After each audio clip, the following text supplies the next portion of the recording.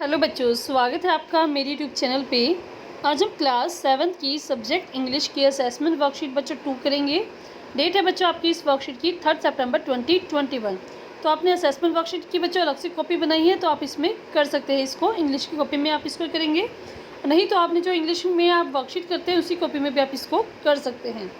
Worksheet को start करने से पहले आप सब बच्चे प्लीज़ मेरे चैनल ऋषभ कंप्यूटर क्लासेस को जरूर सब्सक्राइब कर दें बच्चों।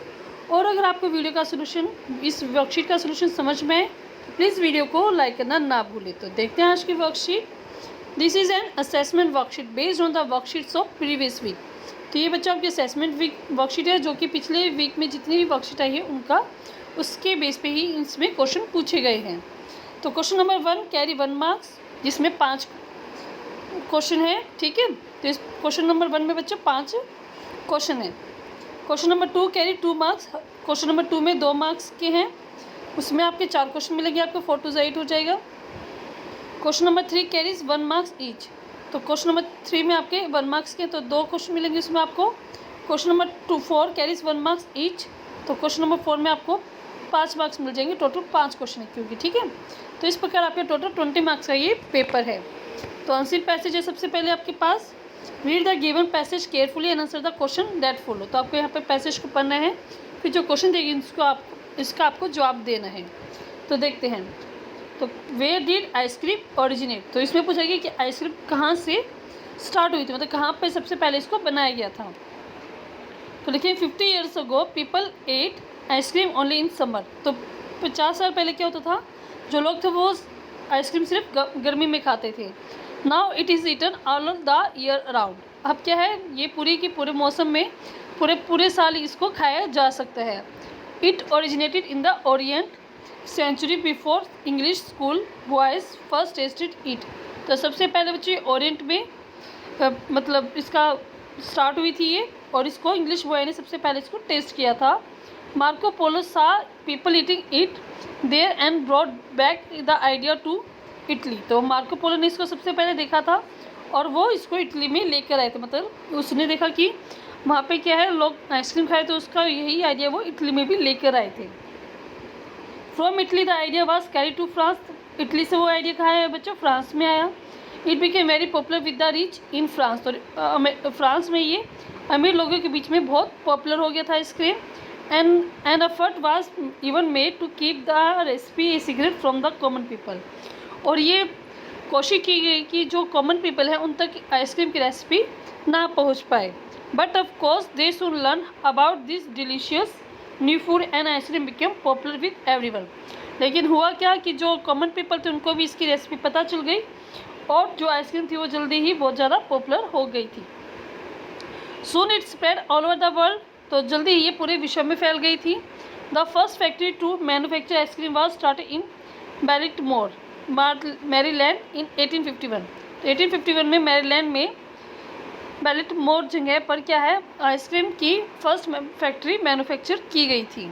However the real development of ice cream and the ice cream business did not take place until 1900 with the new development in refrigeration. तो लेकिन 1900 शताब्दी से पहले क्या है आइसक्रीम का जो बिजनेस है वो इतना अच्छे से डेवलप नहीं हो पाया था। क्यों नहीं हो पाया था, क्योंकि उस टाइम क्या था रेफ्रिजरेशन जो था इतना डेवलप नहीं था। तो 1900 शताब्दी के बाद रेफ्रिजरेशन डेवलप हुआ तो आइसक्रीम का बिजनेस भी ज़्यादा डेवलप हो गया था। When you eat an ice cream, you are getting about as much as calcium, protein and vitamin B as in half a cup of whole milk। तो जितना एक हाफ मिल्क में होता है पूरे, मतलब एक कप जो होता है उसका आधा जो दूध होता है, आधे कप की बात करें हम, उसमें जितना कैल्शियम प्रोटीन और विटामिन होता है बी उतना ही आइसक्रीम में होता है। And as much vitamin A and calorie as in 1 cup of milk. और एक पूरे कप में जितना, एक कप दूध में जितना विटामिन ए कैलोरी होता है उतना ही आइसक्रीम में होता है। ठीक है, तो इट मीन्स क्या है कि आइसक्रीम भी बहुत हेल्दी होती है बच्चों। तो क्वेश्चन देखते हैं इस वर्कशीट के। Answer the following question 1 marks each. तो फर्स्ट क्वेश्चन देखते हैं, in which season was ice cream eaten earlier. तो पहले क्या था कि आइसक्रीम किस मौसम में खाई जाती थी। आंसर देखते हैं इसका हम। तो लिखेंगे इसमें earlier ice cream was eaten only in summer. तो पहले क्या था आइसक्रीम सिर्फ समर में खाई जाती थी। सेकेंड क्वेश्चन है where did ice cream originate, ice cream कहाँ से स्टार्ट हुई थी। तो देखते हैं इसका आंसर बच्चों। तो इसमें लिखेंगे इट ओरिजिनेटेड इन ओरिएंट, तो यहाँ पे लिखेंगे it originated in the Orient. बस ये आपका क्वेश्चन नंबर 2 का आंसर है। ठीक है, थर्ड क्वेश्चन देखते हैं इस वर्कशीट का। Y did the manufacture of ice cream increase after 1900, तो 1900 के बाद आइसक्रीम का मैन्युफैक्चर क्यों इंक्रीज हुआ, तो इसमें लिखेंगे the manufacture of ice cream increase, इसको आप डी लगा देंगे पीछे, इंक्रीज आफ्टर 1900, यहाँ पे से लिखेंगे। इसके बाद view new development in refrigeration. ठीक है, तो ये पहले आप पूरा कुछ यहाँ से लिखेंगे यहाँ तक, उसके बाद यहाँ से लेकर आप यहाँ तक इसको लिख देंगे। ठीक है, समझ में आ गया होगा बच्चे क्वेश्चन आपको। फोर्थ क्वेश्चन देखते हैं हम इसका। Would try to keep the recipe of making ice cream a secret from home, तो किसने कोशिश की कि जो आइसक्रीम का जो बनाने का रेसिपी है वो लोगों से दूर रखी जाए, और वो किससे दूर रखी जाए और किसने ये कोशिश की थी, तो इसका आंसर आपको बताना है। तो देखते हैं इसका आंसर हम। तो इसमें लिखेंगे France try to keep the recipe of ice cream secret from common people, तो किसने कोशिश की थी बच्चों, फ्रांस ने की थी, और किससे दूर रखने की कोशिश की थी, कॉमन पीपल से। ठीक है, तो नेक्स्ट क्वेश्चन देखते हैं, फिफ्थ क्वेश्चन लास्ट। इसमें फिफ्थ क्वेश्चन है what nutrients are there in ice cream, तो आइसक्रीम में बच्चे क्या क्या न्यूट्रिएंट्स होते हैं आपको इसमें बताना है। तो इसमें लिखेंगे when we eat an ice cream we are getting, यहाँ पे यू की जगह आप क्या कर देंगे we are getting as much as calcium protein and vitamin B as are in half cup of full milk and as much vitamin A and calorie as they are in 1 cup of milk. ठीक है, तो यहाँ से लेकर आप इसको लिखेंगे और यू की जगह आप क्या कर देंगे वी। ठीक है, आपका क्वेश्चन नंबर 5 का आंसर हो जाएगा, इसमें आप ये लिख देंगे। ठीक है, तो नेक्स्ट हम देखते हैं आगे क्वेश्चन, 2 नंबर क्वेश्चन। इसमें आपके 4 क्वेश्चन है, हर एक क्वेश्चन के आपके 2-2 मार्क्स मिलेंगे। Why did the king want to know the answer of 3 question, तो जो राजा था वो 3 क्वेश्चन के आंसर क्यों जानना चाहता था, तो आंसर लिखते इसका हम। तो इसमें आप लिखेंगे the king wanted to know the answer of 3 question because he thought that he would never fail once he knew the answer of this question. वो क्यों जानना चाहता था, ताकि अगर उसको तीनों क्वेश्चन का आंसर मिल जाएगा तो वो ही सोच रहा था कि मैं ज़िंदगी में कभी भी फेल नहीं हो पाऊँगा। तो आप अपना क्वेश्चन नंबर 2 के फर्स्ट पार्ट में इसको लिख देंगे। ठीक है, नेक्स्ट हम देखते हैं क्वेश्चन नंबर 2 का देखते हैं। Were the question asked by the king, तो राजा ने कौन कौन से 3 क्वेश्चन के आंसर वो जानना चाहता था, वो क्वेश्चन आपको इसमें लिखने हैं।